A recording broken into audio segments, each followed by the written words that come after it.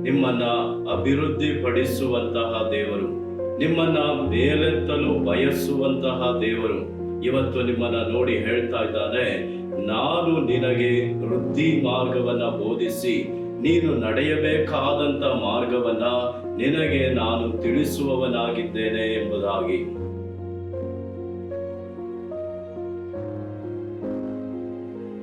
ಎಲ್ಲಾ ಕಾರ್ಯಗಳಲ್ಲಿ ಕೂಡ ತಡೆ ತಡೆ ತಡೆ ಅನೇಕ ತಡೆಗಳನ್ನ ನೀವು ಅನುಭವಿಸಿರಬಹುದು. ಮೇಲೆ ಬರೋದಕ್ಕೆ ದಾರಿ ಕಾಣದೆ ನೀವು ಒಂದು ವೇಳೆ ಸೋತೋಗಿರಬಹುದು.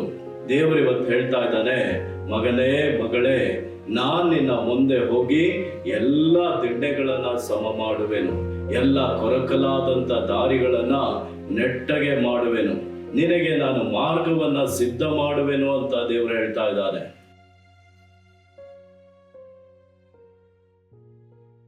ವಿಶಾಲವಾದ ಸಮಯಗಳಲ್ಲಿ ಅನೇಕರು ಜೊತೆಲಿರ್ತಾರೆ. ಇಕ್ಕಟ್ಟಿನ ದಾರಿಯಲ್ಲಿ ಒಬ್ಬರು ಮಾತ್ರ ನಮ್ಮ ಜೊತೆಲಿರೋದಕ್ಕೆ ಸಾಧ್ಯ. ಆತನೇ ಕರ್ತನಾಗಿರುವಂತಹ ಯೇಸು ಕ್ರಿಸ್ತನು.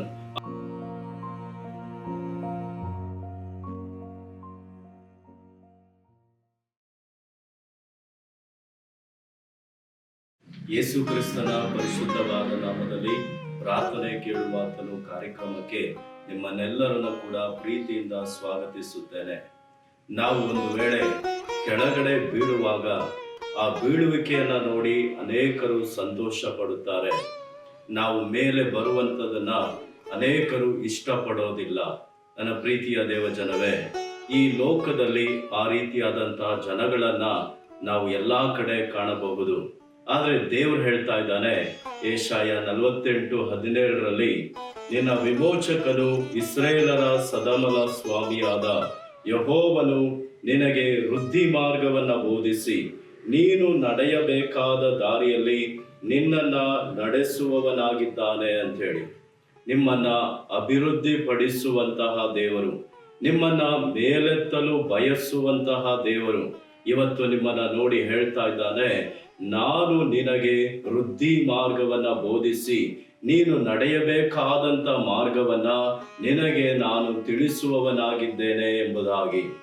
ಕಬ್ಬಿಣದ ಒಂದು ಗಾಣಕ್ಕೆ ಕಬ್ಬು ಸಿಕ್ಕಿದಾಗ ಆ ಕಬ್ಬು ಆ ಗಾಣದಿಂದ ಅನೇಕ ವಿಧವಾದಂತಹ ಜಜ್ಜುವಿಕೆಯನ್ನ ಅದು ಅನುಭವಿಸುವಂತದ್ದಾಗಿದೆ. ಆ ಜಜ್ಜಿದ ನಂತರವಾಗಿ ಆ ಕಬ್ಬಿನಿಂದ ರಸವನ್ನೆಲ್ಲ ತೆಗೆದು ಆ ಕಬ್ಬಿನ ಕಸವನ್ನ ಹೊರಗಡೆ ಬೀಸಾಡುವ ರೀತಿಯಲ್ಲಿ ಅನೇಕರು ನಿಮ್ಮನ್ನ ತಮ್ಮ ಸ್ವಾರ್ಥಕ್ಕಾಗಿ ಉಪಯೋಗ ಮಾಡಿಕೊಂಡು ಉಪಯೋಗವಾದ ನಂತರವಾಗಿ ಆ ಕಸದ ರೀತಿಯಲ್ಲಿ ನಿಮ್ಮನ್ನ ಕೂಡ ಹೊರಗಡೆ ಹಾಕಿರಬಹುದು. ನೀವು ವೃದ್ಧಿಯಾಗುವುದನ್ನ ಅವ್ರು ಇಷ್ಟಪಡದೇ ಇರಬಹುದು. ದೇವರು ಇವತ್ತು ನಿಮ್ಮನ್ನು ನೋಡಿ ಹೇಳ್ತಾ ಇದ್ದಾನೆ, ಒಂದು ವೇಳೆ ಎಲ್ಲರೂ ನಿನ್ನನ್ನು ಉಪಯೋಗ ಮಾಡಿಕೊಂಡು ದೂರಕ್ಕೆ ಎಸೆದಿದ್ದರೂ ಕೂಡ ನಾನು ನಿನ್ನನ್ನ ಮೇಲೆತ್ತುವೆನು, ನೀನು ವೃದ್ಧಿಯಾಗಬೇಕಾದಂತ ಮಾರ್ಗವನ್ನ ನಾನು ನಿನಗೆ ಬೋಧಿಸುವೆನು ಅಂತ ದೇವರು ಹೇಳ್ತಾ ಇದ್ದಾನೆ. Praise the lord. ದೇವರಿಗೆ ಮಹಿಮೆ ಆಗಲಿ. ನೋಡಿ, ಯೆಶಾಯ 45:2 ನಾನು ನಿನ್ನ ಮುಂದೆ ಹೋಗಿ ದಿಣ್ಣೆಗಳನ್ನ ಸಮ ಮಾಡುವೆನು, ತಾಮ್ರದ ಕದಗಳನ್ನ ಒಡೆದು ಕಬ್ಬಿಣದ ಅಗಿಲುಗಳನ್ನ ಮುರಿದು ಬಿಡುವೆನು ಅಂತ ದೇವರು ಹೇಳ್ತಾ ಇದ್ದಾನೆ. ಎಲ್ಲಾ ಕಾರ್ಯಗಳಲ್ಲಿ ಕೂಡ ತಡೆ ತಡೆ ತಡೆ ಅನೇಕ ತಡೆಗಳನ್ನ ನೀವು ಅನುಭವಿಸಿರಬಹುದು. ಮೇಲೆ ಬರೋದಕ್ಕೆ ದಾರಿ ಕಾಣದೆ ನೀವು ಒಂದು ವೇಳೆ ಸೋತೋಗಿರಬಹುದು. ದೇವರು ಇವತ್ತು ಹೇಳ್ತಾ ಇದ್ದಾನೆ, ಮಗನೇ ಮಗಳೇ, ನಾನ್ ನಿನ್ನ ಮುಂದೆ ಹೋಗಿ ಎಲ್ಲ ದಿಣ್ಣೆಗಳನ್ನ ಸಮ ಮಾಡುವೆನು, ಎಲ್ಲ ಕೊರಕಲಾದಂತ ದಾರಿಗಳನ್ನ ನೆಟ್ಟಗೆ ಮಾಡುವೆನು, ನಿನಗೆ ನಾನು ಮಾರ್ಗವನ್ನ ಸಿದ್ಧ ಮಾಡುವೆನು ಅಂತ ದೇವರು ಹೇಳ್ತಾ ಇದ್ದಾರೆ. Praise the lord. ದೇವರಿಗೆ ಮಹಿಮೆ ಆಗಲಿ. ನೀವು ಇದ್ದ ಸ್ಥಿತಿಯಲ್ಲೇ ಇದ್ದರೆ ಅನೇಕರು ಅದನ್ನು ನೋಡಿ ಸಂತೋಷ ಪಡ್ತಾರೆ. ಒಂದು ವೇಳೆ ನೀವು ಮೇಲೆ ಬರುವಾಗ ನಿಮಗೆ ಏಳ್ಗೆ ಉಂಟಾಗುವಾಗ ಅದನ್ನ ಅವರು ಸಹಿಸೋದಿಲ್ಲ, ಅದರಲ್ಲಿ ಅವರು ಬೇಸರಗೊಳ್ಳುವಂತವರಾಗಿದ್ದಾರೆ. ಆದರೆ ದೇವರು ನಿಮ್ಮ ನೋಡಿ ಹೇಳ್ತಾ ಇದ್ದಾನೆ, ನಾನ್ ನಿನ್ನನ್ನ ವೃದ್ಧಿಪಡಿಸುವೆನು, ವೃದ್ಧಿ ಮಾರ್ಗವನ್ನ ನಾನ್ ನಿನಗೆ ಬೋಧಿಸುವೆನು ಅಂತ ದೇವರು ಹೇಳ್ತಾ ಇದ್ದಾನೆ. ದೇವರಿಗೆ ಮಹಿಮೆ ಆಗಲಿ. ಅನೇಕರು ನಿಮ್ಮನ್ನು ನೋಡಿ ಹೇಳಿರ್ಬೋದು, ನಿನ್ನ ಜೊತೆಯಲ್ಲಿ ನಾನು ಇರೋ ತನಕಲು ಅಭಿವೃದ್ಧಿ ಆಗೋದಿಲ್ಲ ಅಂತ ಹೇಳಿ.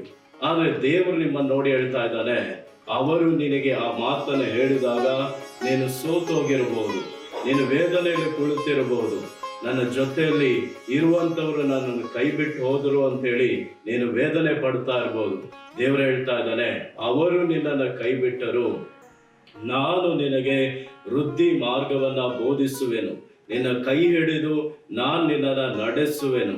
ಕೀರ್ತನೆ 37, 23, 24ರಲ್ಲಿ ದೇವರ ವಾಕ್ಯ ಹೇಳ್ತದೆ, ಸತ್ಪುರುಷನ ಗತಿಸ್ಥಾಪನೆಯು ಯೆಹೋವನಿಂದಲೇ ಆಗಿದೆ, ಆತನು ಅವನ ಪ್ರವರ್ತನೆಯನ್ನ ಮೆಚ್ಚುತ್ತಾನೆ, ಅವನು ಕೆಳಗೆ ಬಿದ್ದರೂ ಏಳದೆ ಹೋಗುವುದಿಲ್ಲ, ಯೆಹೋವನೇ ಅವನನ್ನ ಕೈ ಹಿಡಿದು ಉದ್ಧಾರ ಮಾಡುವನು ಅಂತ ಹೇಳಿ.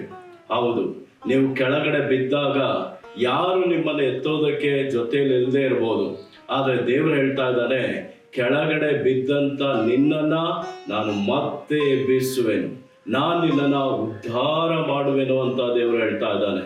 ನಿಮ್ಮ ಬದುಕಿನ ವಿಶಾಲವಾದಂತಹ ಸಮಯಗಳಲ್ಲಿ ಅನೇಕರು ನಿಮ್ಮ ಜೊತೆಯಲ್ಲಿ ಇರುವಂಥದ್ದನ್ನ ನೀವು ಕಂಡಿರಬಹುದು. ಆದರೆ ಇಕ್ಕಟ್ಟಿನ ದಾರಿಯನ್ನ ನೀವು ದಾಟಿ ಹೋಗುವಾಗ ಎಲ್ಲರೂ ಆ ಇಕ್ಕಟ್ಟಿನ ದಾರಿಯಲ್ಲಿ ನಿಮ್ಮನ್ನ ಬಿಟ್ಟು ದೂರಕ್ಕೆ ಸರಿಯುವಂಥದ್ದನ್ನ ನೀವು ಕಂಡಿರಬಹುದು. ನನ್ನ ಪ್ರೀತಿಯ ದೇವಜನವೇ, ವಿಶಾಲವಾದ ಸಮಯಗಳಲ್ಲಿ ಅನೇಕರು ಜೊತೆಯಲ್ಲಿರ್ತಾರೆ. ಇಕ್ಕಟ್ಟಿನ ದಾರಿಯಲ್ಲಿ ಒಬ್ಬರು ಮಾತ್ರ ನಮ್ಮ ಜೊತೆಲಿರೋದಕ್ಕೆ ಸಾಧ್ಯ, ಆತನೇ ಕರ್ತನಾಗಿರುವಂತಹ ಯೇಸು ಕ್ರಿಸ್ತನು. ಆತನು ನಿಮ್ಮನ್ನೆಂದಿಗೂ ಕೈ ಬಿಡೋದಿಲ್ಲ. ಆತನು ನಿಮಗೆ ವೃದ್ಧಿ ಮಾರ್ಗವನ್ನ ಬೋಧಿಸುವನು, ನಿಮ್ಮನ್ನ ಮೇಲಕ್ಕೆತ್ತುವನು. ನೀವೆಲ್ಲಿ ತಗ್ಗಿಸಲ್ಪಟ್ಟಿರೋ ಅಲ್ಲೇ ತಲೆ ಎತ್ತುವಂತೆ ದೇವರು ನಿಮಗೆ ಸಹಾಯ ಮಾಡುವನು. ಎಲ್ಲಿ ನೀವು ಅವಮಾನಕ್ಕೆ ಗುರಿಯಾದಿರೋ ಅಲ್ಲೇ ನಿಮಗೆ ಮಾನ, ಕೀರ್ತಿ, ಸನ್ಮಾನವನ್ನ ದೇವರು ಉಂಟು ಮಾಡುವನು. ಅನೇಕರಿಗೆ ನಿಮ್ಮನ್ನು ಆಶೀರ್ವಾದವಾಗಿ ಮಾಡುವನು. ನಮ್ಮ ದೇವರು ಆಶೀರ್ವದಿಸುವ ದೇವರಾಗಿದ್ದಾನೆ.